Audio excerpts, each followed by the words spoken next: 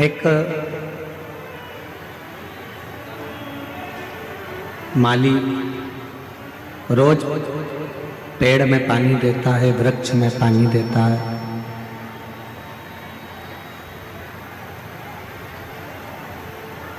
पर उस माली को मालूम है कि मैं वृक्ष में पानी तो दे रहा हूं, पर इसमें जो फल लगेंगे वो फल समय आने पर ही प्राप्त होंगे। माली का काम है रोज वृक्ष में पानी देना।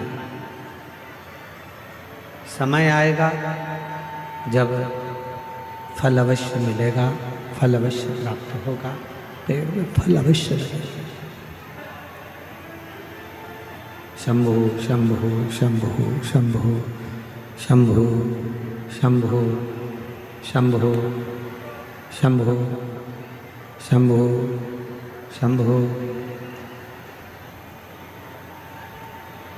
माली का काम है पेड़ में पानी देना, वृक्ष में पानी देना। फिर जब समय आएगा तब उस वृक्ष में फल अवश्य लगेगा, फल अवश्य प्राप्त होगा। शिव महापुराण की कथा भी यही कहती है।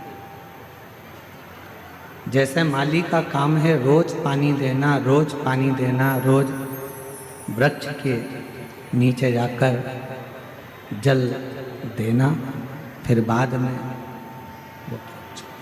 वो वृक्ष में फल लगना और प्राप्त हो, फिर बात का काम। उसी तरह शिव महापुराण की कथा भी कहती है कि रोज शंभु शंभु शंभु शंभु। स्पीकरों की आवाज़ बढ़ाइए, स्पीकरों की सब दूर पे। शंभु। जैसे माली का काम है रोज वृक्ष में पानी देना और समय आने पर उसमें फल प्राप्त होना, उसमें फल लगना, उसी तरह शिव महापुराण की कथा कह रही है कि रोज प्रतिदिन भगवान शंकर के मंदिर में जाकर, भगवान शंकर के मंदिर में पहुंचकर एक लोटा जल चढ़ाते रहे।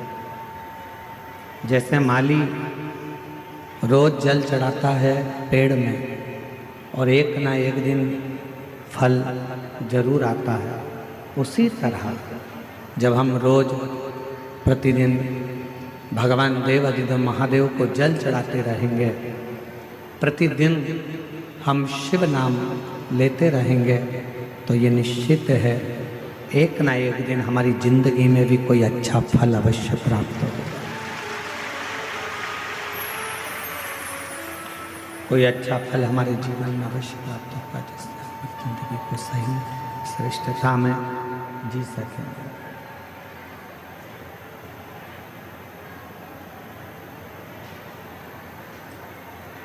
और तेरी कृपा बिना न हिले एक भी अणु, लेते हैं श्वास तेरी कृपा से तनु तनु। बखान क्या करूं मैं राखों के ढेर का, चपटी भभूत मेरे खजाना कुबेर का। हे गंगहार मुक्ति द्वार ओंकार तू, भोले ओंकार तू, आयो शरण बिहारी शंभु तार तार। बखान क्या करूं मैं राखों के ढेर का, चपटी भभूत मेरे खजाना कुबेर का। हे गंगा मुक्ति द्वार ओंकार तू, भोले ओंकार तू, आर्यो शरण तिहारी, शंभु तार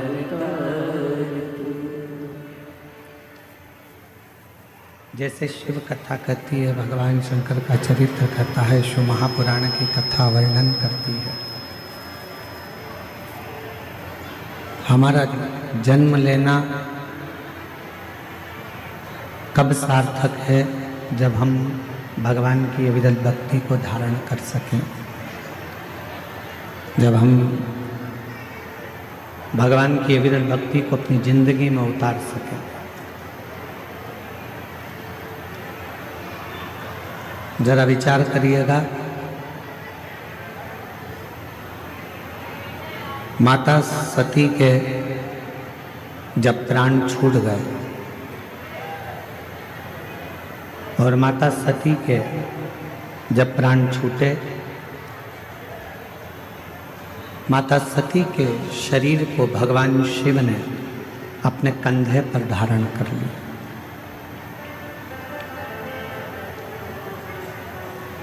खूब देवादि ने, महादेव ने तांडव किया खूब। आपको मालूम होना चाहिए कि वैद्यनाथ बाबा की ये पवित्र भूमि, जहाँ माँ सती का हृदय गिरा है, आखिर उस हृदय की जगह पर ही भगवान शंकर का शिवलिंग क्यों विराजमान?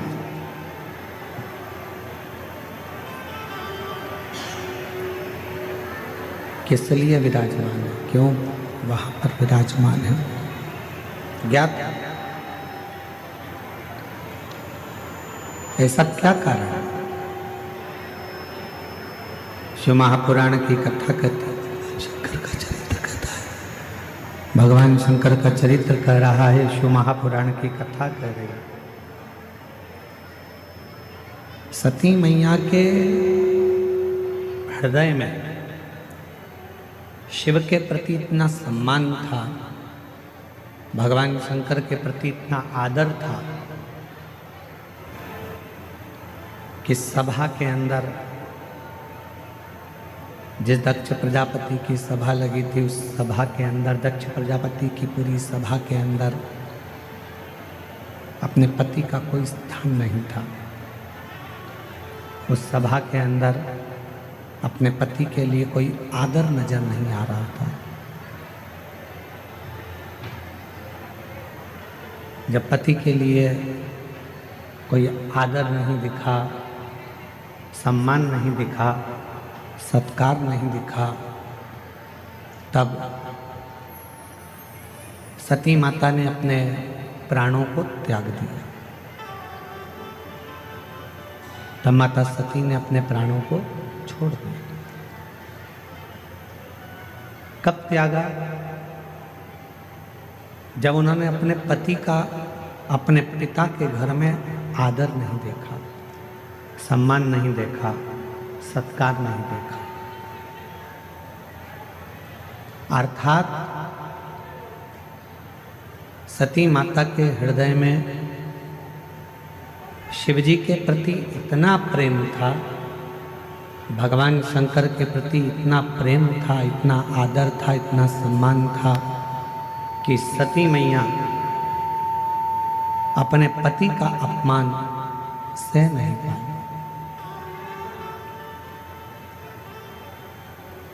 अपने पति के अपमान को मां सती सह नहीं सकी। जिस व्यक्ति से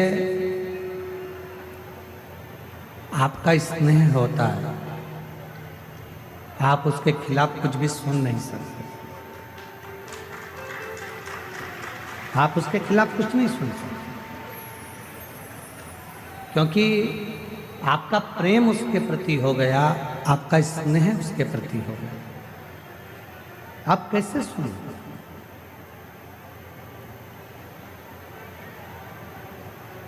जितनी मेरी जीजियाँ बैठी हैं, जितने मेरे जीजा बैठे हैं, जितनी मेरी माताएं बैठी हैं, जितने मेरे भाई बैठे हैं, जितने मेरे जीजा बैठे हैं, जितने मेरे बुजुर्ग माता पिता बैठे हैं, आप सब जरा विचार कर कर बताना, एक बेटा कोई गलती करता है और लोग आकर बता देते हैं। एक बेटा गलती करता है और किसी ने आकर बताया कि तुम्हारे बेटे ने ये गलती करी है, तुम्हारे बेटे ने ऐसा कर दिया, तुम्हारे बेटे ने वैसा कर दिया, तुम्हारा बेटा ऐसा गलत कर रहा है। ईमानदारी से बोलना, माँ मानने को तैयार हो जाती है क्या कि मेरा बेटा ऐसा कर सकता?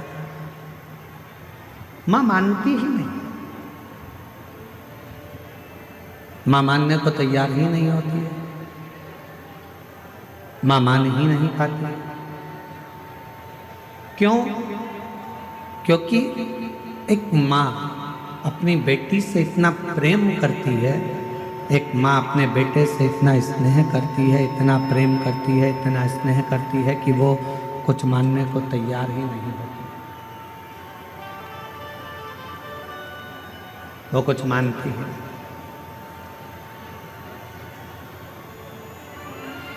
प्रेम जब बहुत ज़्यादा मात्रा में बढ़ जाता है, स्नेह बढ़ जाता है, तो हमें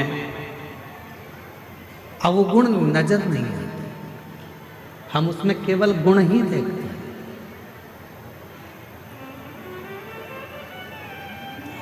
हम उसमें अवगुण नहीं देख रहे हैं, हम केवल उसमें गुण देख रहे हैं। हम आपसे एक बात पूछें, जरा उत्तर दें। तुम्हारे लड़के की शादी पक्की हुई, जिस लड़की को तुम देख कर आए हो, लड़के के लिए पसंद कर कर आए हो, उसमें तुम्हें बहुत सारे गुण नजर आते हैं। आते से कहते, गुरुजी इतनी अच्छी लड़की है, एकदम बढ़िया, दिखने में भी सुंदर है, एजुकेशन अच्छी है, पढ़ाई अच्छी है, हाइट पर्सनालिटी अच्छी है, बोलने चलने में अच्छी है, वो सब तरह से श्रेष्ठ है।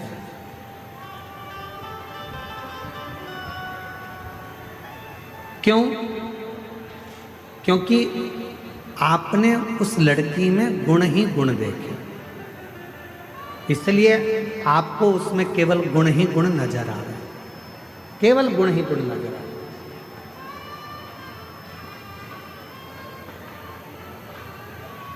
और कुछ समय के बाद जब लड़की शादी कर कर आपके घर में आ जाती है, विवाह कर कर आ गई, 2-4 साल निकल गए, फिर उसके सारे गुण कहाँ चले जाते हैं? अब आप उसमें गुण नहीं देख रहे, आप उसमें अब दिन भर सुबह से शाम तक अवगुण ढूंढने का प्रयास कर। दिन भर हम उसमें अवगुण ढूंढ रहे हैं, दिन भर हम उसमें अवगुण देख रहे हैं, हम उसमें गुण नहीं ढूंढ पा रहे, हम उसमें अवगुण ढूंढ रहे। पहले वही बहू 7 बजे उठकर आती थी तो तुम कुछ नहीं कहते थे, अब वही बहू 7 बजे उठती है तो तुम्हें लगता है कि बहुत देर से उठ रही।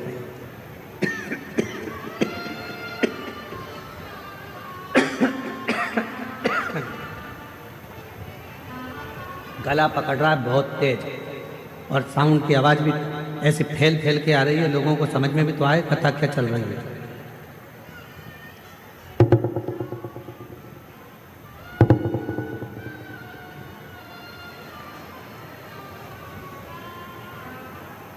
लड़की वही है, पहले हमने उसमें केवल गुण देखा और अब हम उसमें अवगुण देख रहे हैं।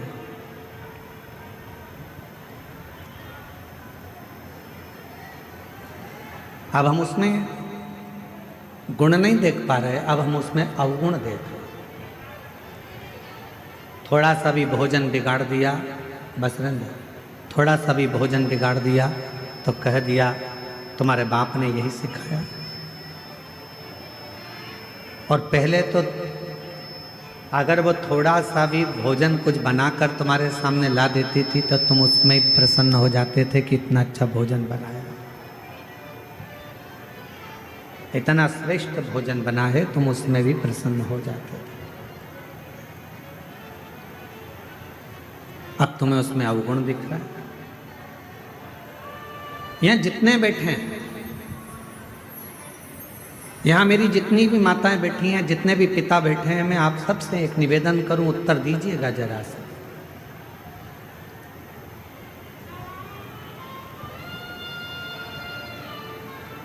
तुम्हारा दामाद, तुम्हारी बेटी का पति तुम्हारी बेटी को घुमाने लेकर जाए तो तुम्हें कैसा लगेगा? अच्छा लगेगा कि बुरा लगेगा? जम के तो बोलो, अच्छा लगेगा। पड़ोसी से कहोगे इतना अच्छा दामाद मिला है, मेरी बेटी को खूब घुमाता, खूब घुमाता। और अगर वही काम तुम्हारा बेटा करे और तुम्हारी बहू को घुमाने ले जाए तो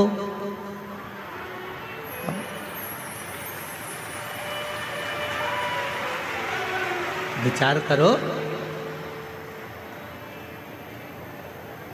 दामाद बेटी को अगर सोने की, तुम्हारी बेटी को सोने की रकम दामाद दिलाए तो मेरा दामाद हीरा है। अभी दिवाली पर उसने मेरी बेटी को सोने का हार दिलाया, रानी हार दिलाया।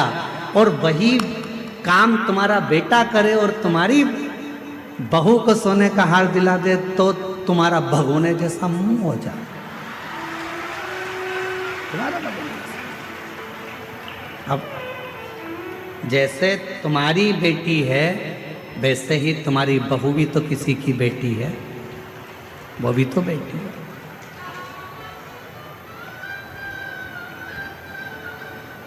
फिर दो मुख क्यों? फिर दो विचार क्यों? फिर दो दृष्टि क्यों?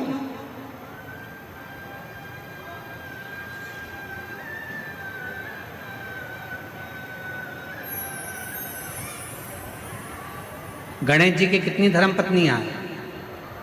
जम के बोलो जरा। दो। क्या नाम है? सिद्धि। किसी ने शंकर भगवान से कभी पूछा कि भोलेनाथ जी आपने अपने गणेश जी के लिए, बेटे के लिए दो पत्नी क्यों ढूंढी? माँ जगतजननी जगदम्बा अम्बा माँ पार्वती जी आपने अपने बेटे के लिए दो बहू क्यों ढूंढी? किसी ने पूछा कभी गणेश जी महाराज से कि गणेश जी आपके लिए आपके माता पिता ने दो पत्नी क्यों ढूंढी? क्या आपके लिए एक धर्म पत्नी श्रेष्ठ नहीं थी? फिर आपने दो पत्नियों को क्यों धारण किया, दो पत्नी क्यों रखी?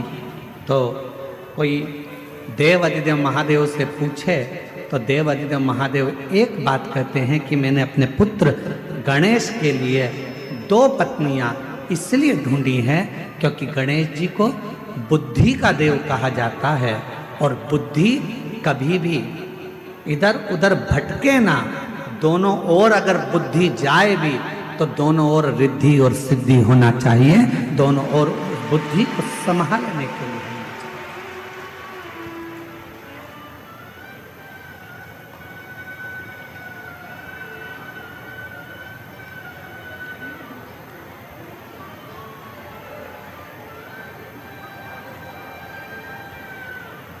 दो दृष्टि नहीं रखना। हमारी बुद्धि दो तरह से बढ़ जाती है। बेटी और दामाद के लिए हमारी बुद्धि कुछ और कहती है और बेटा और बहू के लिए हमारी बुद्धि कुछ और कहती है।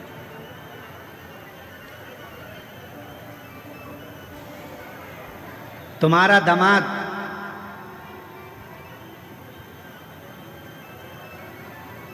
तुम्हारी बेटी बीमार पड़ गई, तुम्हारी बेटी बीमार पड़ी और तुम्हारा दामाद उसको हॉस्पिटल दिखाने ले गया। तुम्हारा दामाद घर में पोछा लगा दिया, तुम्हारे दामाद ने झाड़ू लगा दी, तुम्हारे दामाद ने चाय बनाकर पिला दी और तुम उससे मिलने गए। मेरा दामाद इतना हीरा है, मेरी बेटी बीमार पड़ गई तो इतनी सेवा कर रहा, इतनी सेवा कर रहा, और मालूम पड़े तुम्हारी बहू बीमार पड़ जाए और तुम्हारा बेटा वही की वही करे तो मेरा बेटा तो लल्लू हो गया,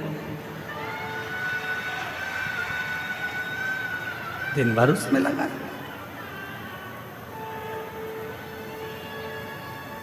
दिन भर। दो बुद्धि नहीं चाहिए। रिद्धि सिद्धि के दाता गजानन तुम्हें सबसे पहले हमारा नमस्कार है। रिद्धि सिद्धि के दाता गजानन तुम्हें सबसे पहले हमारा नमस्कार है। रिद्धि सिद्धि के दाता गजानन तुम्हें सबसे पहले हमारा नमस्कार है। एक बुद्धि रखिए,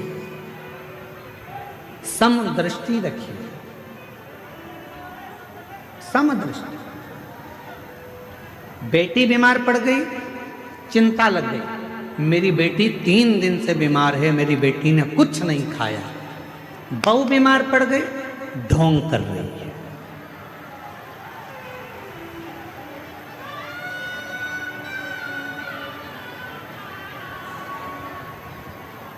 दो बुद्धि नहीं चाहिए,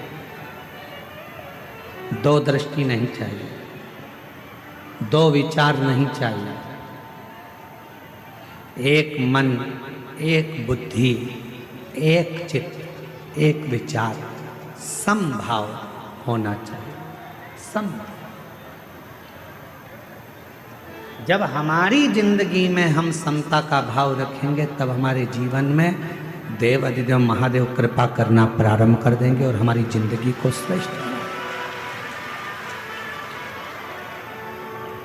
हम समता का भाव ही नहीं रखते।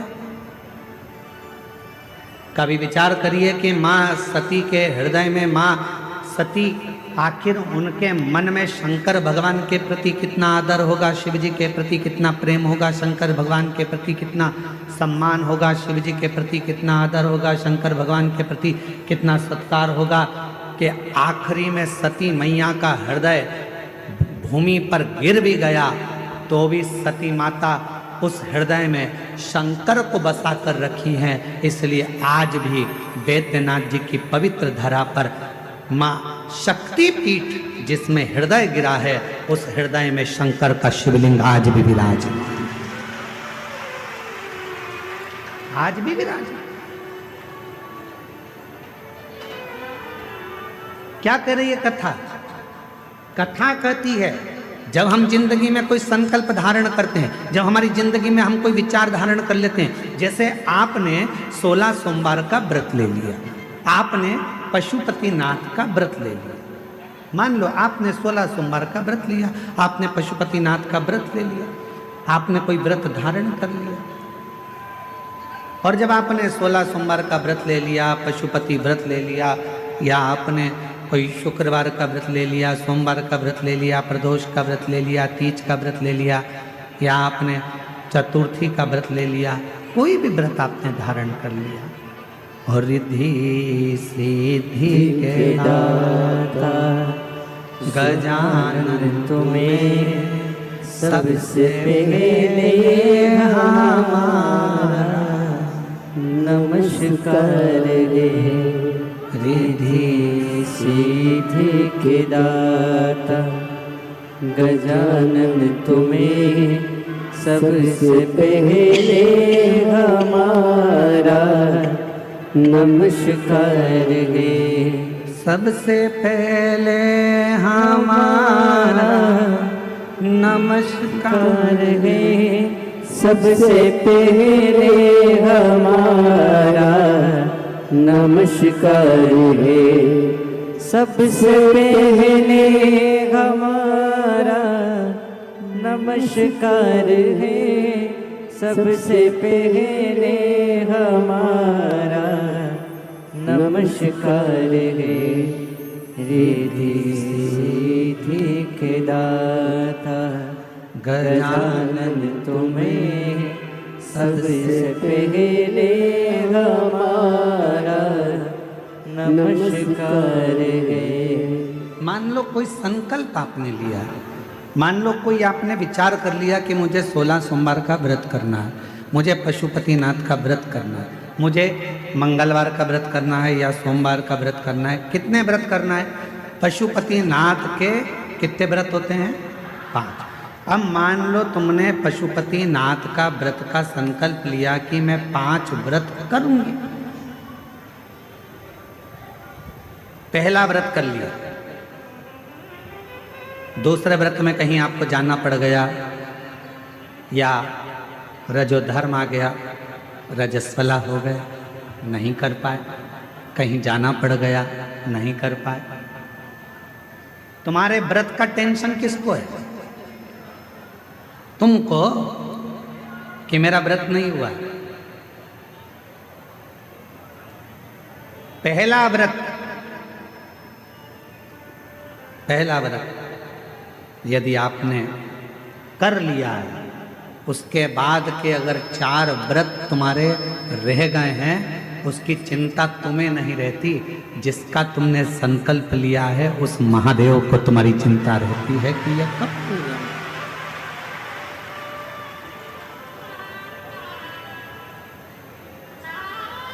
ये कब पूरे होंगे? कैसे पूरे होंगे, कब पूरे होंगे, ये उनको चिंता।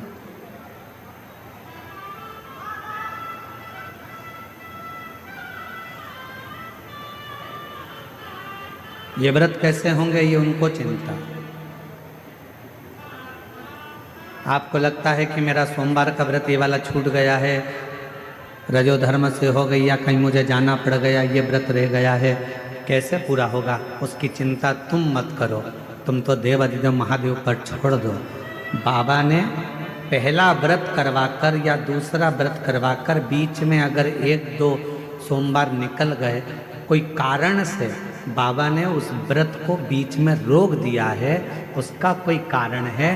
बाबा चाहते हैं तेरे 5 व्रत जैसे ही पूरे हो जाएं, वैसे 3 महीने में तेरा काम हो जाए, इसलिए बाबा उसको थोड़ा बीच में गैप करे। इसलिए बाबा ने उसको बीच में थोड़ा थोड़ा रोक रोक कर उन 5 व्रत को करवाए, तब 5 व्रत आए।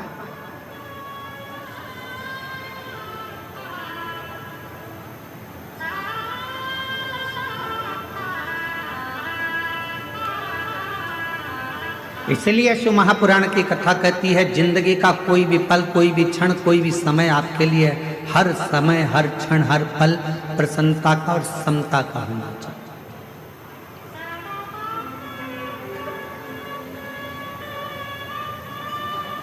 प्रत्येक पल, प्रत्येक घड़ी, प्रत्येक क्षण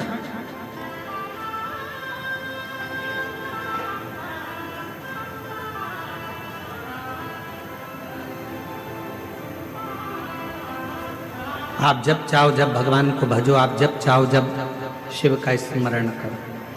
इस हृदय में शिव समाहित।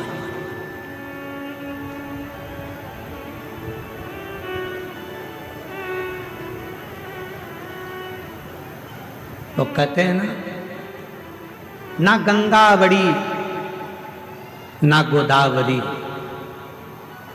ना गंगा बड़ी ना गोदावरी, न तीर्थ बड़े प्रयाग, सकल तीर्थ का पुण्य वही, जिस दिल में शिव का वास। जिस दिल के अंदर शंकर का वास है वो किसी तीर्थ से कम नहीं। जिस दिल में शिव समाया है वो किसी गंगा के घाट से बड़ा नहीं।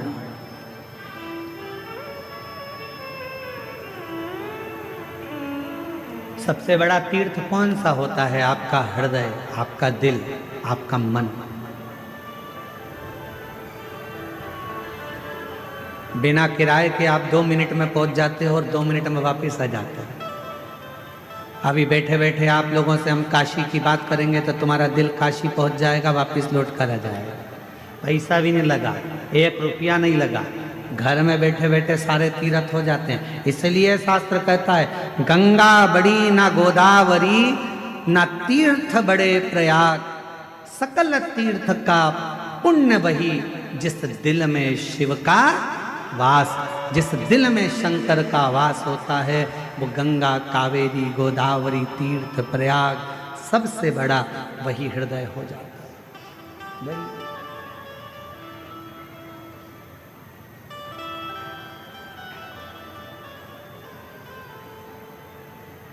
सकल तीर्थ से बस अपने मन में तुम समता का भाव, पार्वती जी के हृदय में, सती माता के हृदय में समता का भाव था।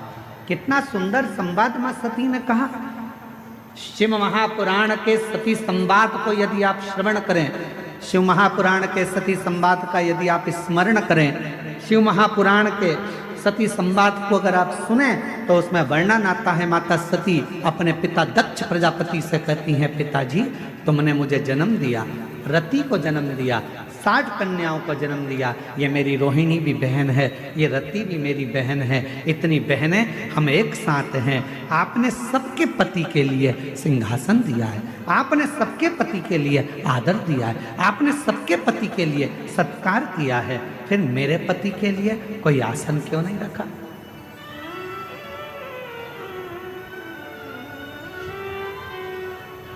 फिर मेरे पति के लिए आपने कोई आदर का स्थान क्यों नहीं रखा?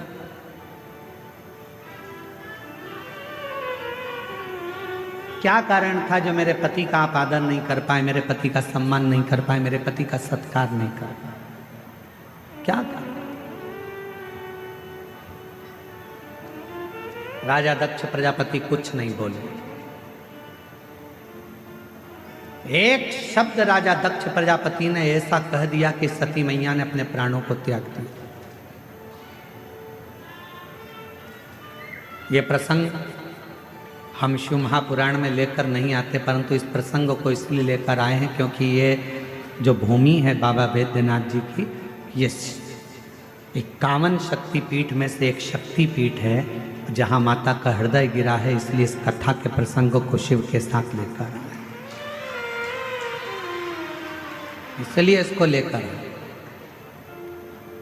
पिताजी मेरी सारी बहनों के पति के लिए आदर था, मेरी सारी बहनों के पति के लिए सम्मान था, मेरी सारी बहनों के पति के लिए सिंहासन था, सबका आदर करा, सबका सम्मान करा, सबको सम्मान दिया, सबको सिंहासन दिया, फिर मेरे पति के लिए कोई सिंहासन नहीं, कोई आदर नहीं, कोई सत्कार नहीं, क्यों? किस लिए? दक्ष प्रजापति कुछ नहीं बोले, एक शब्द भी दक्ष प्रजापति ने नहीं कहा। जब माता सती ने क्रोध में आकर कहा, पिताजी तुमने मेरे पति का सम्मान नहीं किया, तब दक्ष प्रजापति को क्रोध आ गया और क्रोध में आकर दक्ष प्रजापति ने कहा, सुन सती, ये तेरा घर नहीं, ये तेरे पति का घर नहीं, ये तेरे पिता का घर है, और मेरा मन, मेरे घर में मैं किसको बुलाऊं? सती मैंने तो तुझे भी नहीं बुलाया था, तू आ क्यों गई? क्यों आई? मैंने तो तुझे भी निमंत्रण नहीं दिया था, मैंने तो तुझे भी नहीं बुलाया था, तू क्यों आई? किस लिए आई?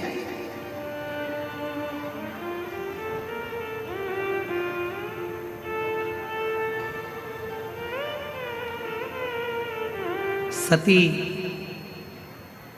माता सती मुस्कुराकर बोली, रे दक्ष प्रजापति, अब तुम बोल रहे हो कि मुझे बुलाया नहीं था, क्यों आई?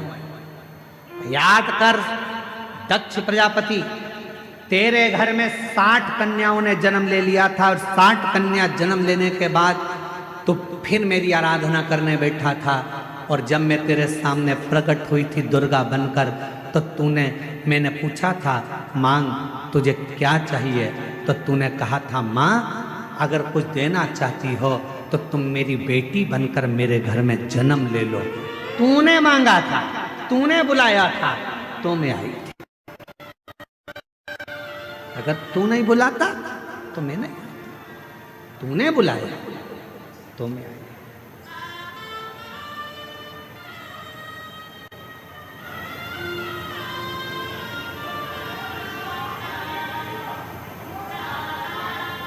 और महाराज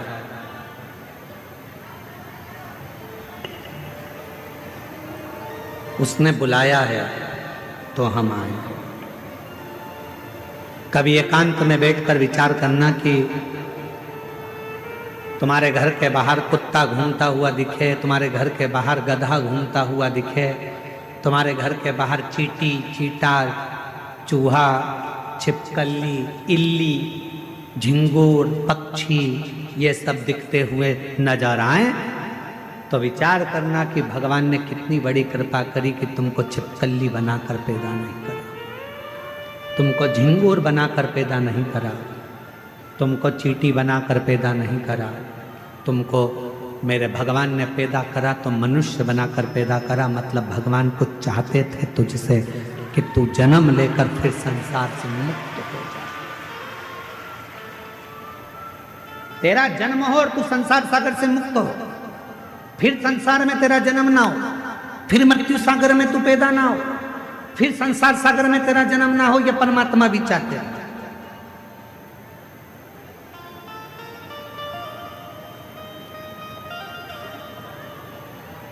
और महादेव नमन चरणों में, महादेव नमन चरणों में स्वीकार कीजिए सबका किया है मेरा भी उद्धार कीजिए, उद्धार कीजिए। हे त्रिपुंडधारी, हे त्रिशूलधारी, हे त्रिपुंडधारी, हे त्रिशूलधारी, चरणों में तेरे बाबा जी पावन है चारों धाम, चरणों में तेरे बाबा जी पावन है चारों धाम। तेरी देव करते वंदना पूजे सीताराम, तेरी देव करते वंदना पूजे सीताराम।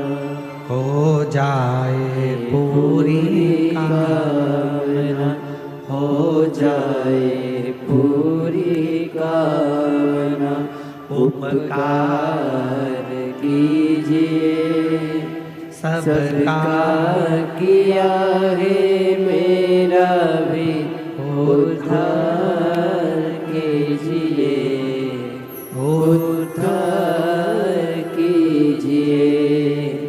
हे त्रिपुंडधारी, हे त्रिशूलधारी, हे त्रिपुंडधारी, हे त्रिशूलधारी।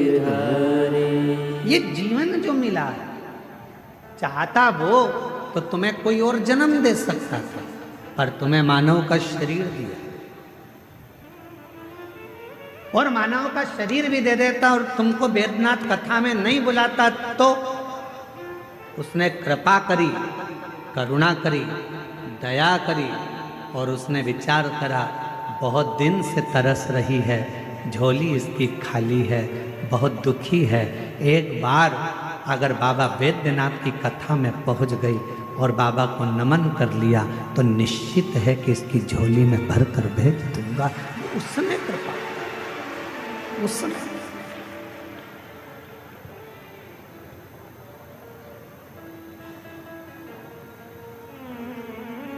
कल एक बहन जी ने पत्र लिखा और पत्र में, कल हम पत्र को ढूंढेंगे तो टाइम लगेगा, उस पत्र में लिखा कि गुरुजी इतनी भीड़ है कि अंदर तो हम जा ही नहीं सकते, हम तो बाहर बैठते हैं और आप हमको दिखते भी नहीं हैं,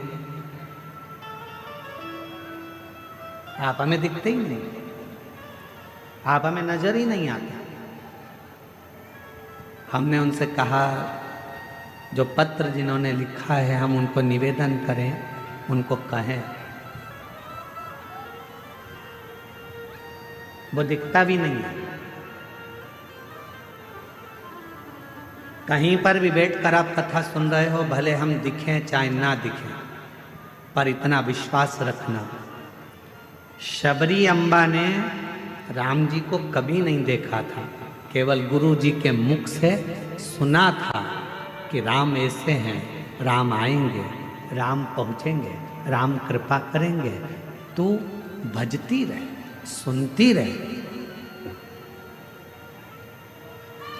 शबरी अम्बा ने केवल राम जी को कभी नहीं देखा था, पर शबरी अम्बा राम जी की रोज इंतजार करती थी, कभी तो आएंगे, कभी तो मिलेंगे, कभी तो दिखेंगे, कभी तो दिखेंगे। और एक दिन ऐसा आ गया कि राम जी शबरी अम्बा के लिए 14 वर्ष के वन के क्षेत्र में चले और एक दिन शबरी अम्बा के दरवाजे पर पहुंच गए। हम जानते हैं कि हम दिख नहीं रहे होंगे आप। हम ये भी जानते हैं कि कई लोग ऐसे हैं कि बाहर से ही आते हैं और बाहर से ही चले जाते हैं, उनको अंदर आने का भी मौका नहीं मिलता। इतना बड़ा ग्राउंड, शायद बाबा देवघर का ये सबसे बड़ा ग्राउंड है जो प्रशासन ने इस कथा के लिए अलॉट करा दिया। ये देवघर का सबसे बड़ा ग्राउंड है जिसकी परमिशन मिली और जिस पे कथा हुई।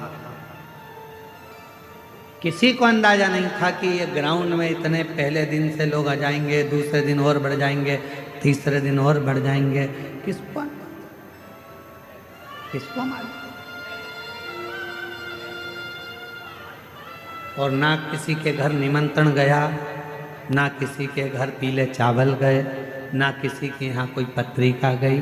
बस आपके कानों में शब्द हो गया, चलो बुलावा आया है, देवघर वाले ने बुलाया है। और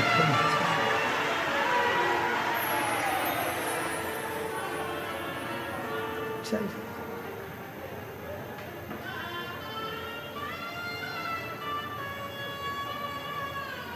वो कहते सारे जग में एक ठिकाना, सारे गम के मारो का, सारे जग में एक ठिकाना, सारे गम के मारो का। रस्ता देख रहा है बाबा अपनी आँख के तार।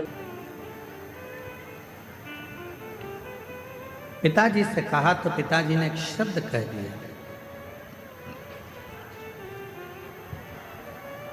मैंने तो तुमको भी नहीं बुलाया।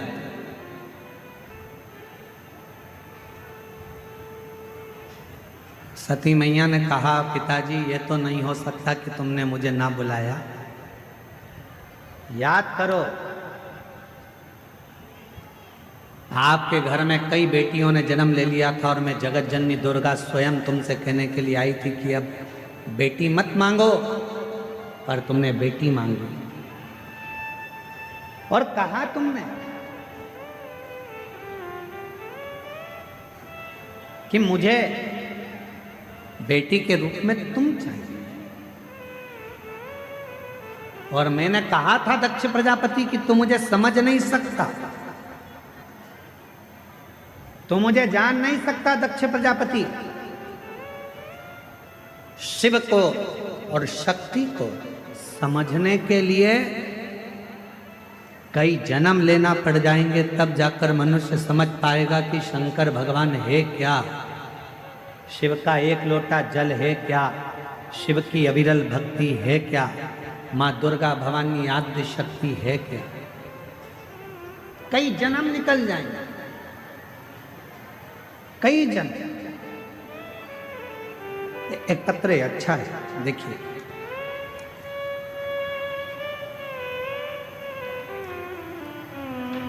मेरा नाम सोनाली सिंह है, मेरे पति का नाम सिद्धार्थ सिंह है।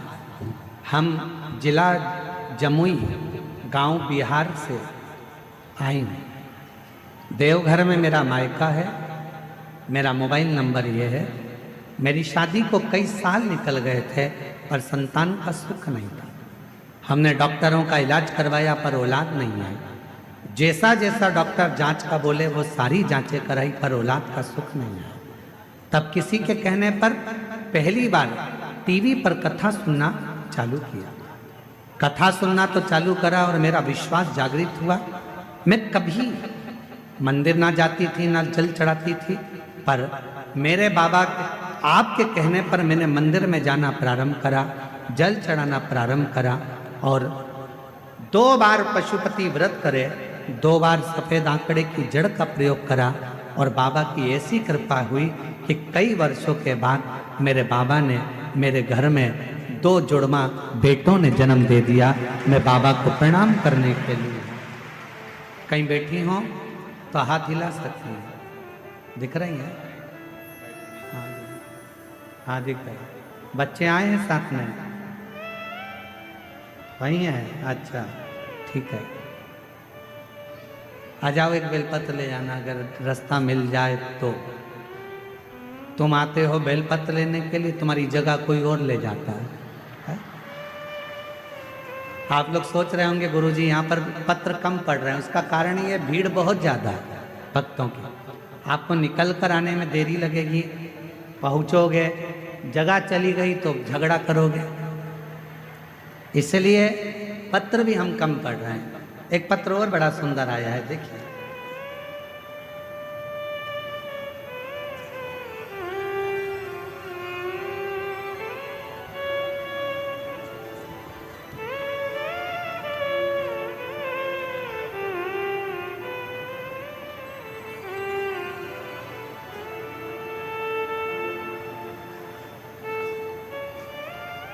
मैं रूबी मिश्रा, पति प्रदीप कुमार मिश्रा, घर गंगटा गोंडा की रहने वाली हूँ।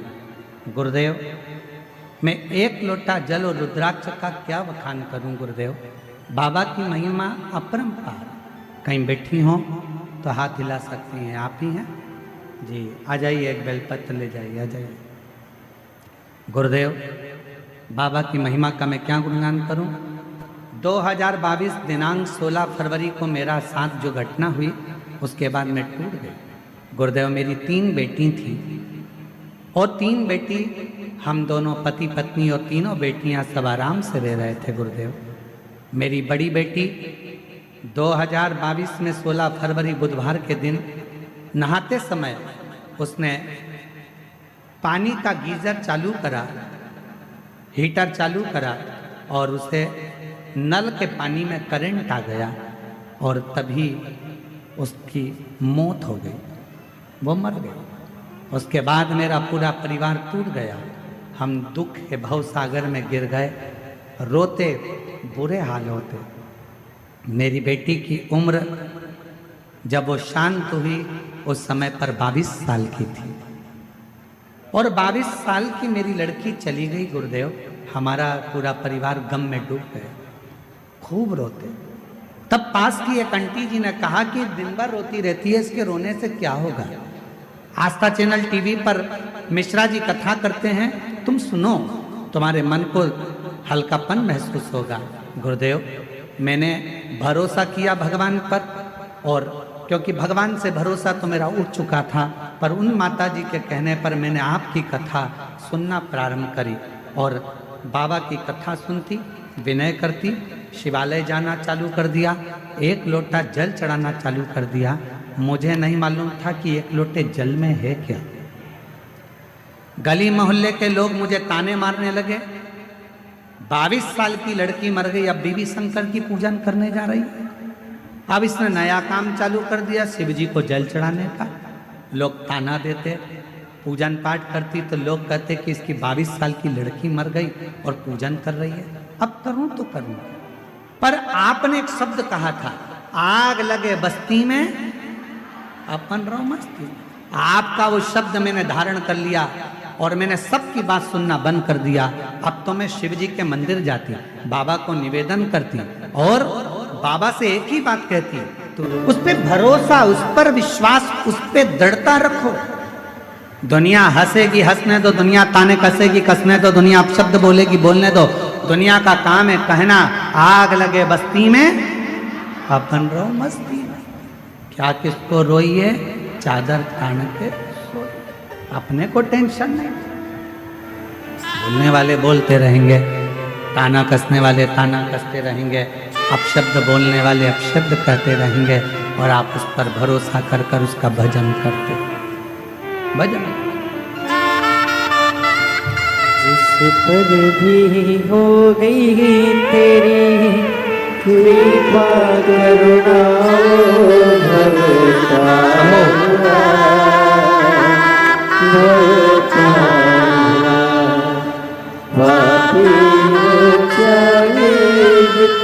शंभो उसका भी महाराज 22 साल की बेटी चली गई थी और लोग शिव मंदिर जाती थी तो भी ताना देते थे। आज बाबा की कृपा से पुनः बाबा ने एक बेटे के रूप में वही बेटी को वापस दिया है। एक बार जोरदार जितना उसका भी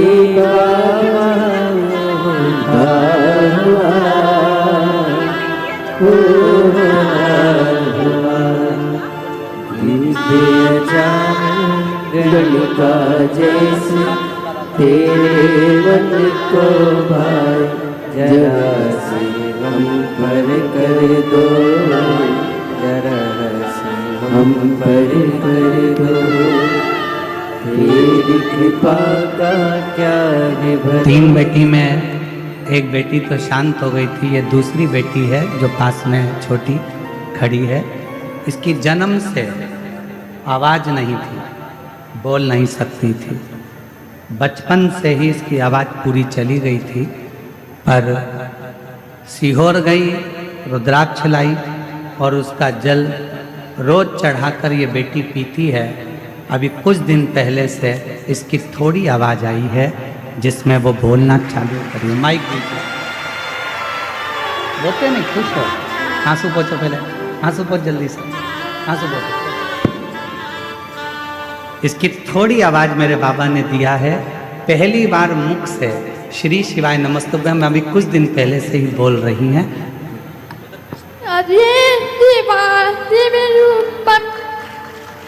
श्री शिवाय नमस्तुभ्यं, वापिस एक बार।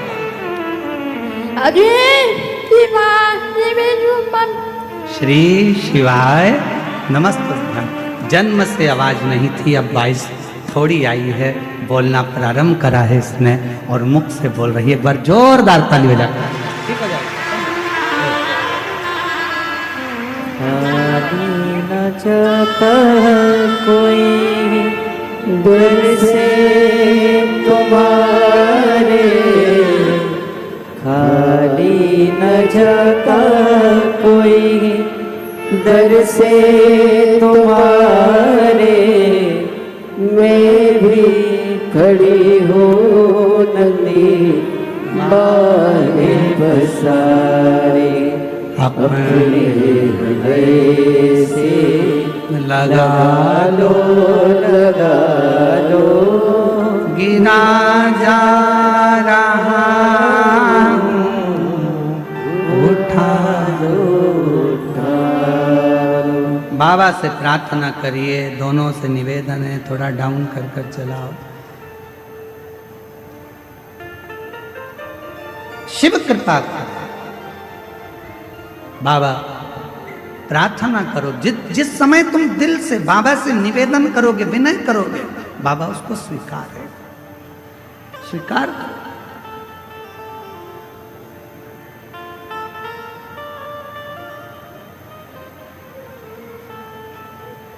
सती मैया कह रही है कि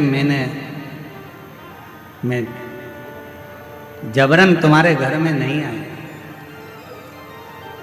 दक्ष प्रजापति कह रहे हैं तुझे बुलाया किसने था, निमंत्रण नहीं भेजा, पत्र नहीं भेजा, फिर क्यों आई? किस लिए? कारण क्या है आने का, मैं समझ नहीं पाया। क्यों आई? सती माता ने कहा, पिताजी मेरे आने का कोई कारण नहीं, पर आज मेरे पति का जो अपमान हुआ है, मेरा हृदय मेरे शिव में हमेशा रमा रहता है, लगा रहता है। इस हृदय में शिव के सिवा कुछ भी नहीं है, कुछ भी।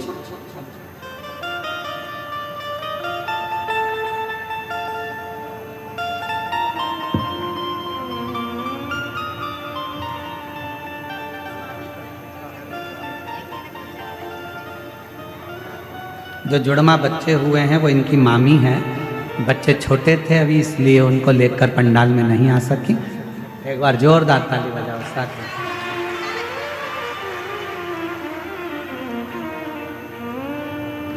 शिव से प्रार्थना करें।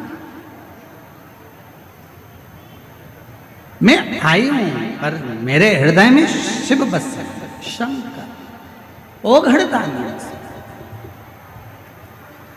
और मेरे हृदय में अगर शिव बसे हुए हैं, मेरे हृदय में शंकर भगवान बसे हुए हैं, मेरे हृदय में भगवान देव अधिदेव महादेव बसे हुए हैं, और तुम शिव का अपमान कर दो, ये मुझे श्रेष्ठ नहीं लगता, ये मुझे श्रेष्ठ नहीं।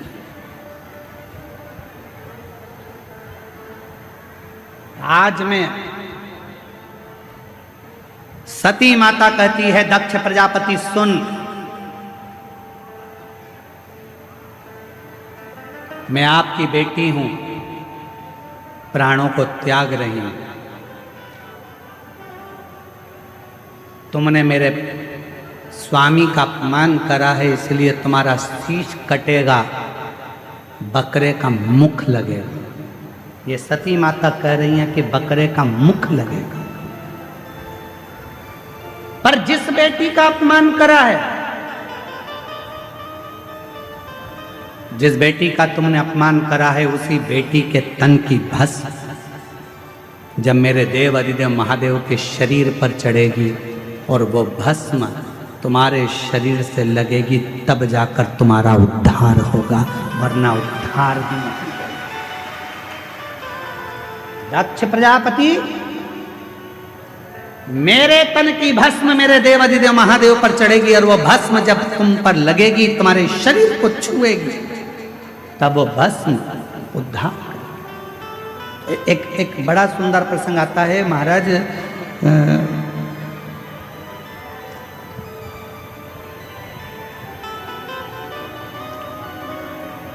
एक वामदेव नाम के शंकर के बड़े भक्त थे।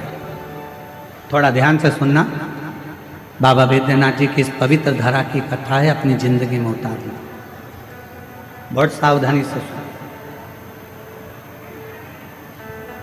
एक पत्र आया है, किसी बहन जी ने भेजा है, हम आपके पत्र को स्वीकार करते हैं। गुरुजी, आपसे एक निवेदन करना चाहते हैं हम व्यासपीठ से। हम सब जितने भी शिव भक्त यहाँ पर आए हैं, कोई 100 रुपये खर्च करा है, कोई 200 रुपये खर्च करा है, कोई 500 रुपये खर्च करा है।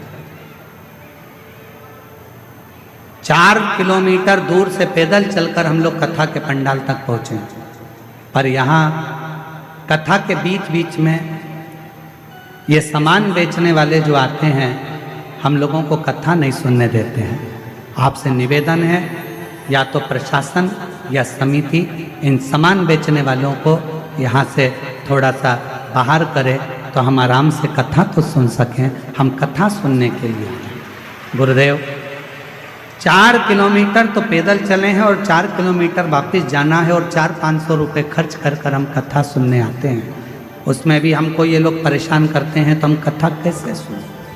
मेरा सभी सामान बेचने वाले भाई बहन जो भी यहाँ पर हैं, आपसे हाथ जोड़कर निवेदन करता हूँ, आपको जो व्यापार करना है बाहर जाकर करो, पर पंडाल के अंदर कोई वस्तु बेचने के लिए ना आए। यहाँ शिव भक्त सब प्रेम से कथा का रसतत्व ग्रहण करें, यही भाव से आप कथा को सुने।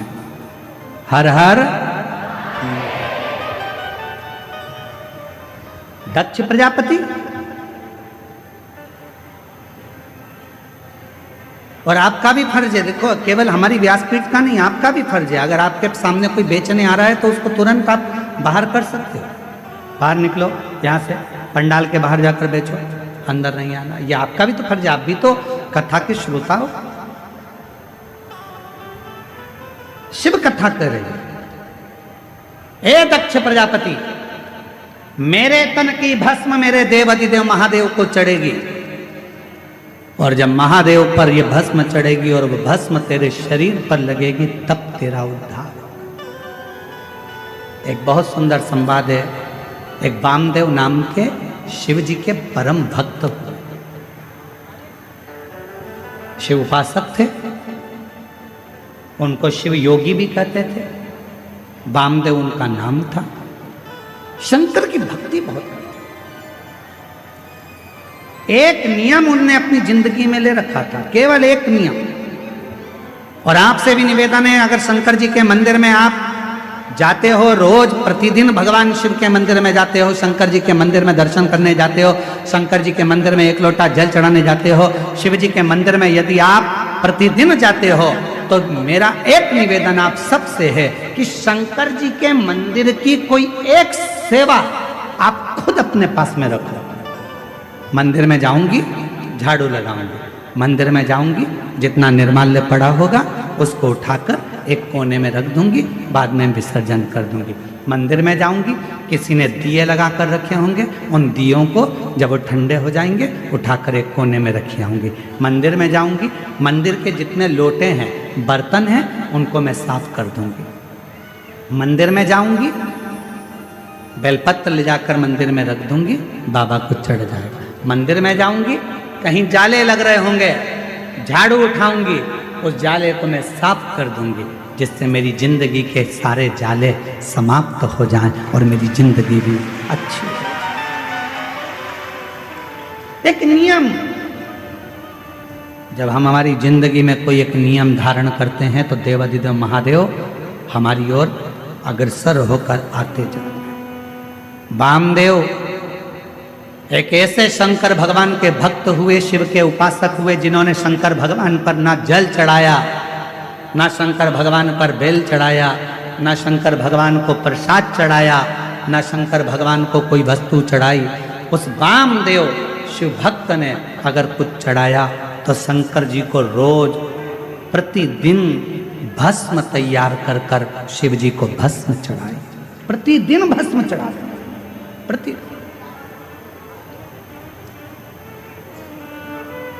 भस्म। आप सबको मालूम है ना भस्म कैसे बनाई जाती है? भस्म का नियम क्या है? अलोनी गोबरी, अलोनी गोबरी किसको कहते हैं? कंडा किसको कहते हैं? एक होता है गाय का गोबर लाए, हाथ से ऐसे ऐसे थाप कर उसका कंडा बना दिया, गोबरी बना दी, ठीक है? वो नहीं, गाय ने देसी जो हमारी वेद लक्षणा गाय होती है, देसी गाय होती है, उसका जो गोबर गिरता है वो गोबर अपने आप सूख जाए, वैसा कि वैसा ही, उसको हाथ लगाकर थापा ना जाए, सूख जाए। ऐसे ऐसे गोबर जंगल में बहुत मिल जाते।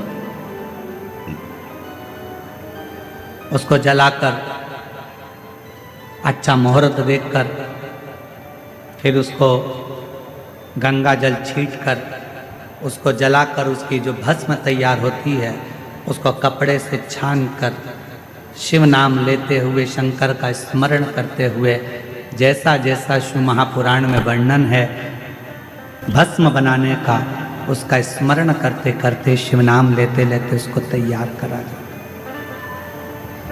फिर उस भस्म को आप शिव जी को समर्पित कर सकते हैं।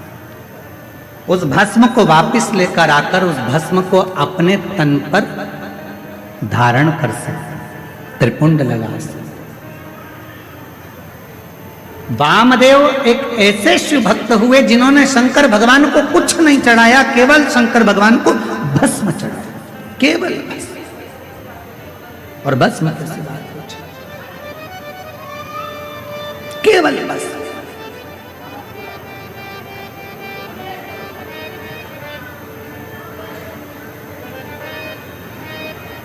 एक दिन क्रौंचारण्य पर्वत के नजदीक में क्रौंचारण्य वन में वो भ्रमण कर रहे थे। और वामदेव शिव भक्त जब क्रौंचारण्य वन प्रदेश में भ्रमण कर रहे थे, भ्रमण करते करते उन्होंने देखा कि शिवलिंग है सामने, भस्म तैयार करी। भस्म तैयार कर कर देव अधिदेव महादेव को चढ़ाकर उस भस्म को अपने तन पर धारण कर रहे थे, लगा रहे थे। तभी वहां एक ब्रह्म राक्षस आ गया, एक ब्रह्म राक्षस।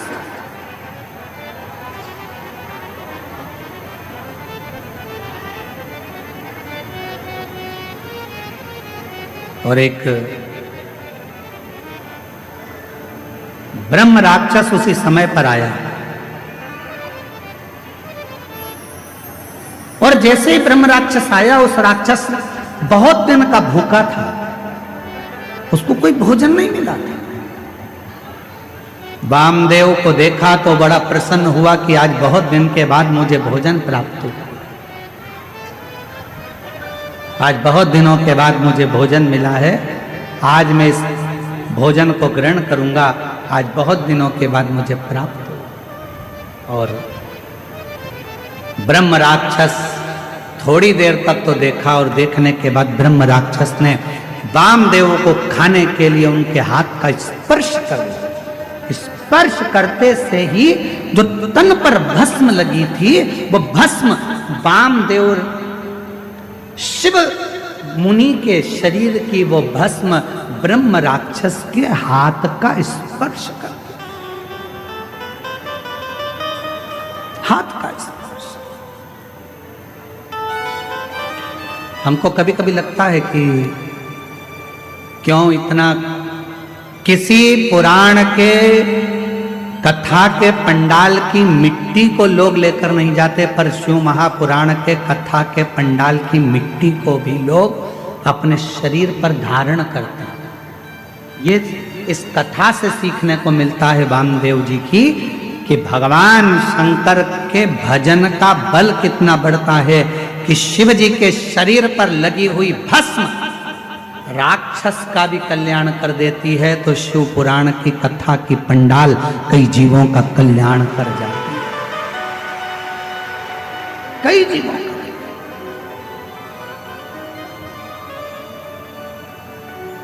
कई जीवों का उद्धार कर। और जो जैसी भावना लाया वो वैसा ही फल पाया, नहीं खाली उसे लौटाया, वो मन ही मन हर्षाया। और कर दिया माला माल काशी वाले ने लुटा दिया भंडार, काशी वाले ने लुटा दिया भंडार, काशी वाले ने कर दिया माला माल, काशी वाले ने। ब्रह्म राक्षस के शरीर से वो भस्म लगी, राक्षस का शरीर छूटा, एक सुंदर राजकुमार सा वेश उसने धारण कर लिया। और राजकुमार सा वेश बनाकर, बड़ा सुंदर स्वरूप बनाकर, बड़ा सुंदर वेश बनाकर जब वो सामने आया, वामदेव शिव मुनि ने पूछा, तुम कौन हो, कहाँ से आए हो, क्या तुम्हारा नाम है?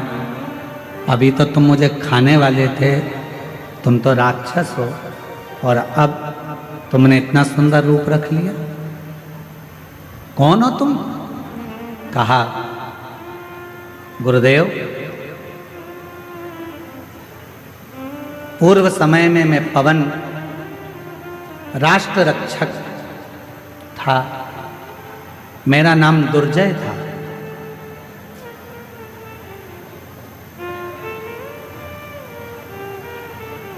रक्षा करना मेरा काम था।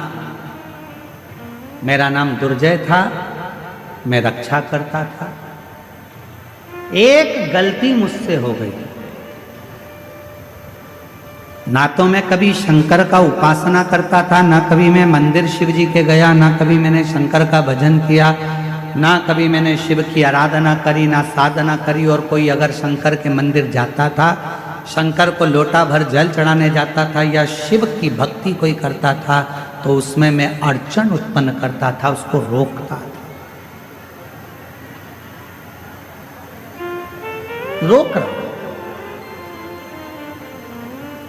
मेरी जीजियों, मेरे जीजाओं, मेरी बेटियों, मेरे बेटाओं, मेरी माताओं, मेरे बुजुर्ग माता पिता, स्मरण करिएगा, तुम्हारे मोहल्ले में, तुम्हारे परिवार में अगर कोई शंकर जी को एक लोटा जल चढ़ाना है, चढ़ा रहा है तो चढ़ाने दो।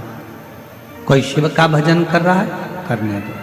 कोई शंकर की कथा में जा रहा है, जाने दो। उस पर टांट नहीं मारना, उसको ताना नहीं कसना, उसको ताने नहीं देना।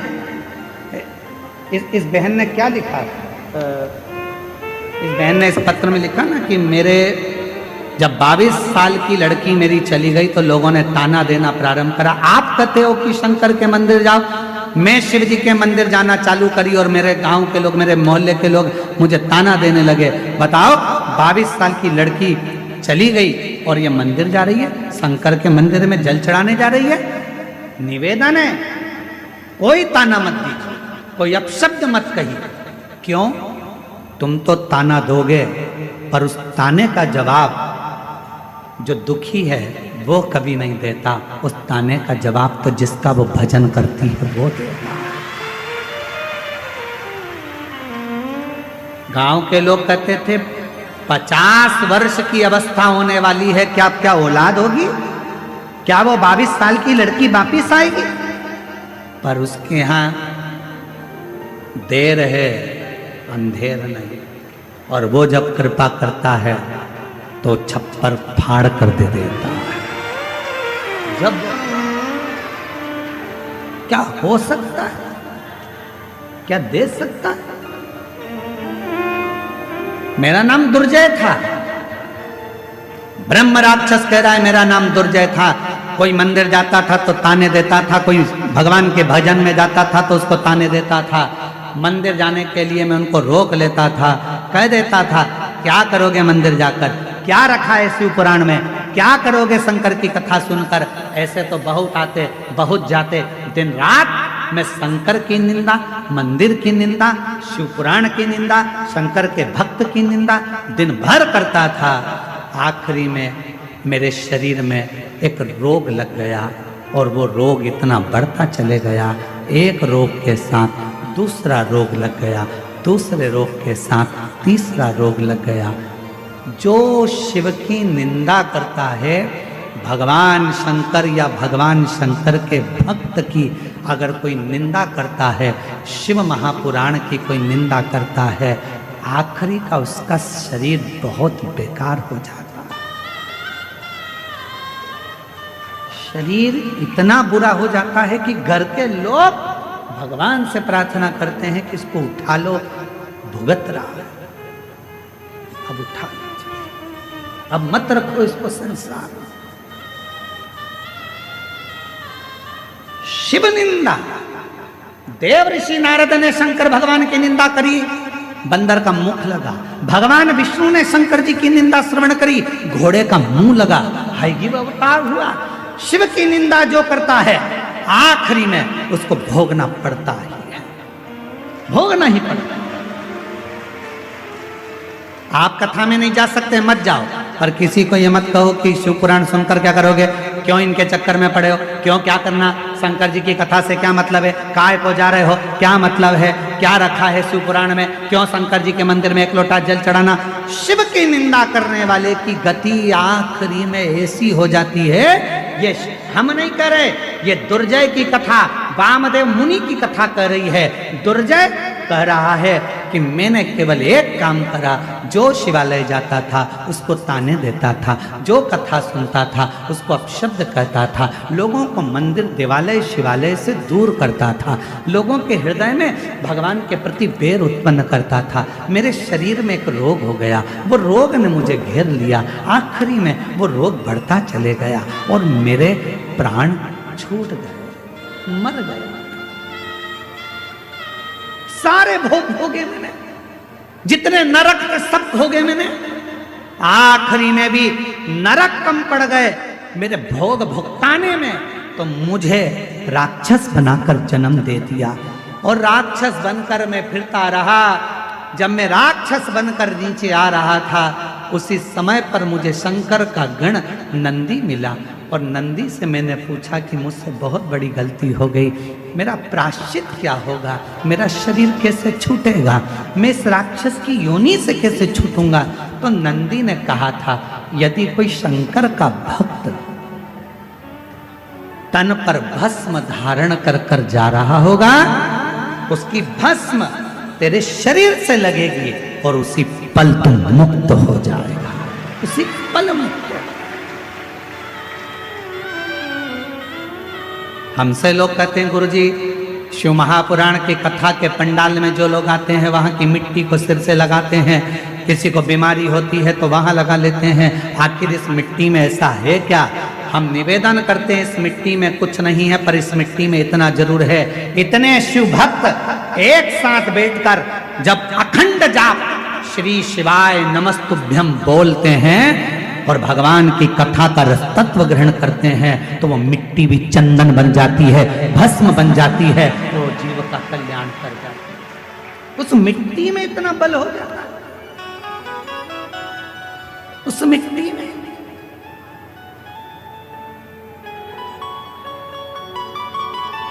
किसी के 10 साल बच्चे नहीं, किसी के 12 साल बच्चे नहीं, किसी के एक पत्र है।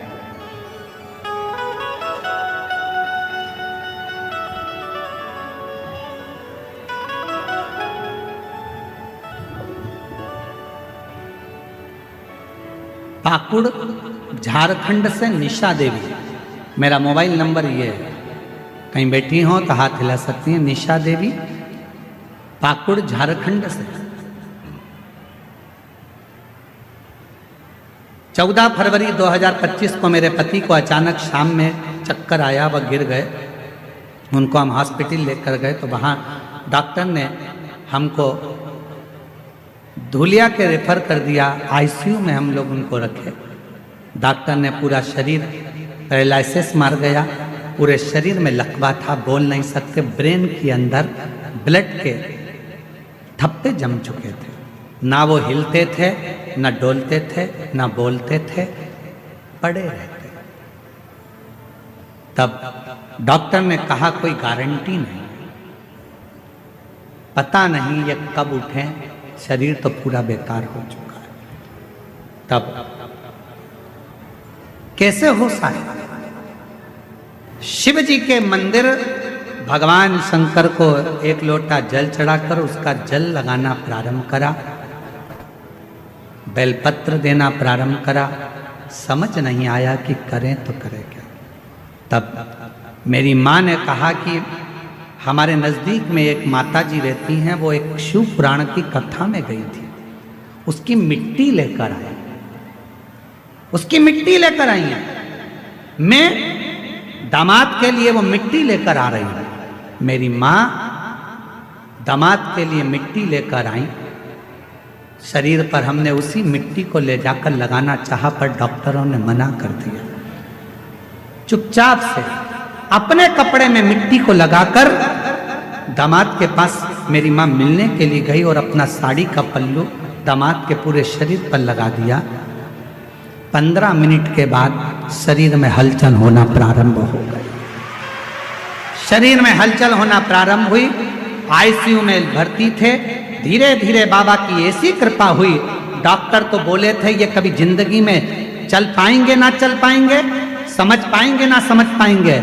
आज मैं उनका पूरा फोटो लगा रही हूँ कि पूरी ठीक होकर बाबा की कृपा से, शंकर की कृपा से, आज बाबा की करुणा से पूर्ण तरह से उठ बैठ गए। ये शिव क्या है शिव की रज में, क्या है शंकर की कथा में, क्या है शिव महापुराण में, क्या है सीहोर के रुद्राक्ष में, क्या है कंकर शंकर की पूजा में, क्या रखा है कुबेरेश्वर धाम में, क्या है बाबा बैद्यनाथ की धरा पर, ये तो आपको बाद में मालूम पड़ेगा जब पूरी 7 दिन की कथा हो जाएगी। आप जब अपने घर जाओगे और घर जाने के बाद 3 महीने के अंदर मालूम पड़ेगा कि तुमने कथा में जो मांगा था मेरे बाबा ने तुम्हें दिया कि नहीं दिया, ये बाद में मालूम पड़ेगा। और फिर निवेदन करूं, जब तुम्हारे नजदीक में कथा हो तो पत्र लिखकर भेजने की तैयारी रखना कि मेरे बाबा ने मुझे जो मांगा था, मैंने बैद्यनाथ जी की धरा पर, मेरे बाबा ने मुझे छप्पर फाड़ कर दे दिया, मेरे बाबा ने करुणा कर। यहाँ शिव महापुराण की कथा में बैठने के लिए विवाद मत करो, आगे बैठने के चक्कर में झगड़ा मत करो, समय मत निकालो, जहाँ जगह मिल जाए। हम क्यों इन साउंड वाले से लड़ते हैं? क्या हमको शौक पड़ता है कि हम माइक वाले से लड़ें झगड़ें, हम उनको चिल्लाएं? उसका केवल एक कारण होता है, हमको दिक्कत एक ही चीज़ की होती है कि आप इतनी दूर दूर से 500, 600 किलोमीटर दूर से आते हो, धक्के खाकर आते हो, बड़ी मुश्किल से जगह मिलती है और आपको अगर सुनने को भी नहीं मिले तो हमारा भी दिल दुखता है, इसलिए हम इनको चिल्ला देते हैं। हमें शौक नहीं चढ़ रहा कि हम इनको डांटें चिल्लाएं, इनका भी फर्ज बनता है कि ये लाखों की भीड़ केवल सुनने के लिए आती है, महाराज तो दिखता ही नहीं है, नजर ही नहीं आता सीहोर वाला महाराज है कहां। केवल एक आस लेकर, विश्वास लेकर लोग यहां पहुंचते हैं और विश्वास के साथ हम भी कहते हैं कि मेरा कुबेरेश्वर बाबा इस बैद्यनाथ बाबा के दरवाजे से तुमको खाली नहीं भेजेगा, झोली भर कर जरूर भेजेगा। जो जैसी भावना लाया वो वैसा ही फल पाया, नहीं खाली उसे लौटाया, वो मन ही मन हर्षाया, और कर दिया माला माल काशी वाले ने लुटा दिया भंडार काशी वाले। वो जिस कामना से आप आए हो, जिस भाव से आप आए हो, जिस विश्वास के साथ आप आए हो, हमारे भरोसे नहीं, आप देवघर वाले के भरोसे आए, आप बाबा के भरोसे आए, आप हमारे भरोसे नहीं।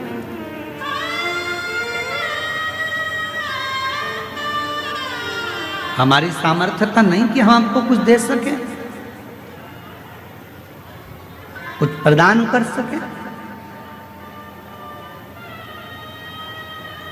यहाँ कथा में उत्तर प्रदेश के कानपुर से लालू सोनी जी आए, ये बैठे हैं। एक बार हमने इनसे कहा, क्यों लालू भैया तुम रोज ग्रुपों में व्हाट्सएप पर बाबा की रोज थोड़ी थोड़ी कथा रोज डालते हो, लोग सुनते हैं, तुम्हारे को ऐसी भाव अंदर से कैसे आ जाता है? तो ये कानपुर वाले लालू सोनी जी कहते हैं, गुरुदेव हमको रात में शिव जी खुद ऐसी प्रेरणा दे देते हैं कि सवेरे बाबा की ये कथा डालना है और लोग सुनेंगे, जीवन में उतारेंगे और अपने आप उसका फल प्राप्त होगा। हम धन्यवाद देते हैं। शिव प्रेरणा खुद देते हैं, शंकर खुद प्रेरणा देंगे, आपको क्या करना है? राक्षस कह रहा है, ब्रह्म राक्षस कह रहा है मेरा नाम दुर्जय था, खूब निंदा करी मैंने शिव की, खूब अपशब्द कहे मैंने शंकर को, आखिरी में मेरा शरीर चले गया। जितने नरक होते हैं सारे नरक मैंने भोगे, उसके बाद भी मेरी मुक्ति नहीं हुई। तब मुझे राक्षस बनाकर भेज दिया। राक्षस बनने के बाद जब मैं आ रहा था मुझे नंदी दिखे। बाबा नंदी से पूछा कि मेरी मुक्ति कैसे होगी, तो कहा कोई शंकर का भक्त अपने तन पर भस्म लगाएगा, वो भस्म तेरे शरीर को छुएगी और वो भस्म तुझे राक्षस योनि से मुक्ति दे देगी। बस हे वामदेव जी, आपके शरीर की भस्म मुझे छू गई और छूते से ही आज मेरी मुक्ति हो गई। रज छूते से छूकर क्या मिलता है? शिव उपासना कर रही है, भगवान शंकर का चरित्र कर रहा है। इसीलिए शिव तत्व कहता है भोजन भजन व्यापार और मिलन, 4 चीजें हैं। आप भी बोलिएगा साथ में, भोजन भजन व्यापार और मिलन, ये 4 हमेशा प्रसन्नता में करना चाहिए, चेहरे पर स्माइल होना चाहिए। भोजन करते समय अपने चेहरे पर मुस्कुराहट रखिए, क्रोध नहीं, गुस्सा नहीं, चिड़चिड़ नहीं, अपशब्द नहीं। भोजन करते समय अपने मन को इतना पवित्र रखो कि चेहरे पर प्रसन्नता रहे। आधे से ज्यादा लोग जब भी भोजन करने बैठते हैं, सास के सामने थाली गई, सास का मुंह भगोना हो गया। बेटे के सामने भोजन गया, उसका मुंह फूल गया। ससुर खाने बैठा, उसका मुंह फूल गया। पति जीमने बैठा, पति का मुंह फूल गया। जेठानी कुछ करने बैठी, चाय पीने बैठी, इतनी शक्कर डाल दी, इतनी पन्ना दी, ऐसा कर दिया वैसा, आधी चाय तो वहीं खराब हो गई। चाय वहीं खराब हो गई, स्वाद से बनाई थी, प्रेम से बनाई थी, बोलते से बेकार हो गई, खराब। भोजन करते समय अपने चेहरे पर बोलो बोलो जम के स्माइल रखिए, मुस्कुराहट रखिए। दूसरे नंबर पर भजन करते समय, कथा सुनते समय, भगवान के मंदिर जाते समय, एक लोटा जल चढ़ाते समय अपने चेहरे पर पूरी पूरी स्माइल रखिए, फुल स्माइल, फुल। फोटो खिंचवाएं आप लोगों ने? अरे बोलो तो जम के खिंचवाएं फोटो। फोटो वाले के दुकान पर कितने भी तैयार होकर चले जाओ, फोटो वाले की दुकान पर कितना भी मेकअप कर कर चले जाओ, आखिरी में फोटो वाला जब फोटो खींचने खड़ा होता है, कैमरा लेता है, बटन दबाता है, बटन दबाते समय आपसे एक बात कहता है। जब आप सिर पे पल्लू डालकर बैठ जाती हो, तब फोटो वाला बोलता है, माँ स्माइल प्लीज। बोलो बोलता है कि नहीं बोलता? क्यों बोलता है? तुम्हारे मेकअप से फोटो अच्छा नहीं आएगा, तुमने कितनी भी अच्छी हेयर स्टाइल बनाई हो उससे फोटो अच्छा नहीं आएगा, कपड़े कितने भी अच्छे पहने हो उससे फोटो अच्छा नहीं आएगा। फोटो यदि अच्छा आएगा तो तुम्हारे चेहरे की थोड़ी सी स्माइल से आएगा। तुम मुस्कुरा दिए, फोटो अच्छा, मुस्कुरा। इसलिए हमने देखा जब भी कोई सेल्फी लेता है ना तो मुस्कुरा, प्रसन्न।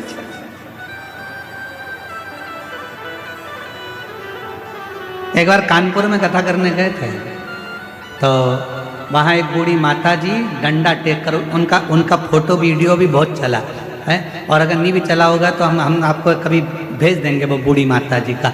वो बहुत बूढ़ी सी, सफ़ेद बाल, हाथ में डंडा और कांपता हुआ शरीर, और वो हमारा हाथ पकड़कर बोली एक सेल्फी लेना है वो वीडियो तुम्हारे पास में, आज ग्रुप में डाल दीजिए सबके। एक बूढ़ी माँ, वो डंडा हाथ में और हमारा हाथ पकड़ एक सेल्फी लेना। अब मुंह में दांत नहीं, शरीर में आंत नहीं, हाथ धूज रहे।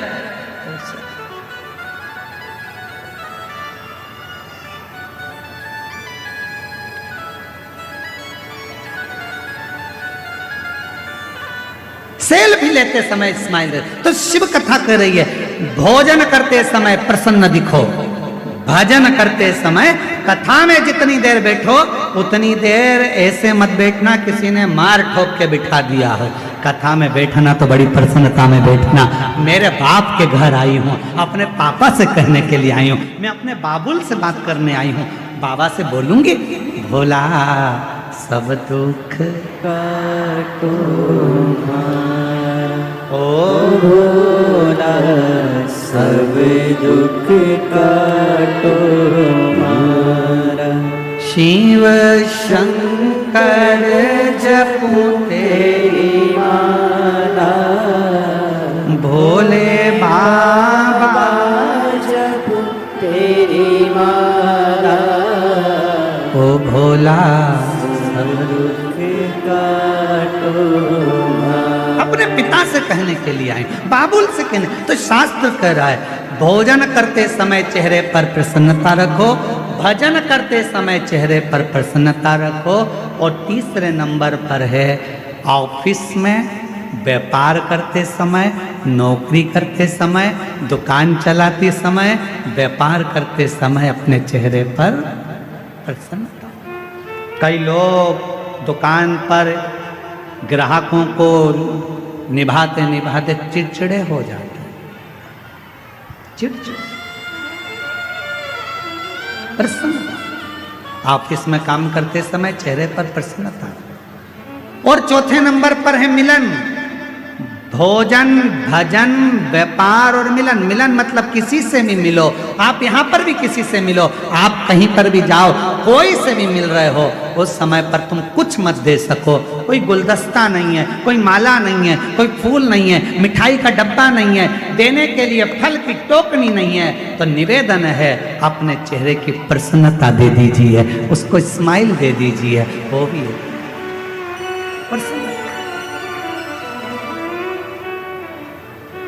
प्रसन्नता।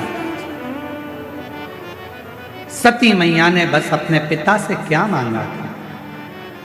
माता सती अपने पिता से कुछ नहीं मांगी थी, केवल इतना ही मांगा था कि मेरे पति का सम्मान करो, मेरे पति का आदर करो। माता सती ने केवल इतना ही मांगा और कुछ भी नहीं।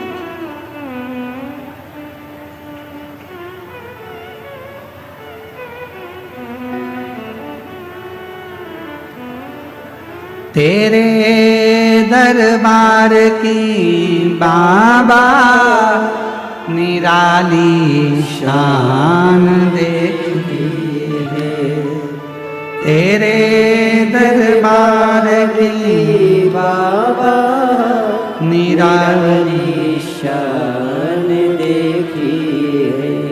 तुझे देते नहीं देखा पर झोली भरी देखी है, तुझे देते नहीं देखा पर झोली भरी देखी है। मुख दुनिया मोड़ेगी बाबा तू मुखड़ा मुख दुनिया मोड़ेगी बाबा तू मुखड़ा मेरी लगी परिधीनो बाबा तू उससे प्रेम स्नेह याद रखना। कपड़े में कपास होता है, वृक्ष में बीज होता है, और शिव महापुराण की कथा में स्वयं शिव होता है। कपड़े में कपास होता है, वृक्ष में बीज होता है, और शिव महापुराण की कथा में स्वयं शिव होता है। शंकर को पाने का केंद्र बिंदु है ये शिव महापुराण की कथा। सती ने कहा मेरे बाबुल मुझे कुछ नहीं चाहिए, मेरे पिता अगर देना चाहते हो तो मेरे पति को सम्मान दीजिए, आदर दीजिए, सत्कार दीजिए, उनको स्थान दीजिए, पर आप वो भी नहीं दे पाए। आखिरी में माता सती अपने प्राणों को त्याग दी। क्या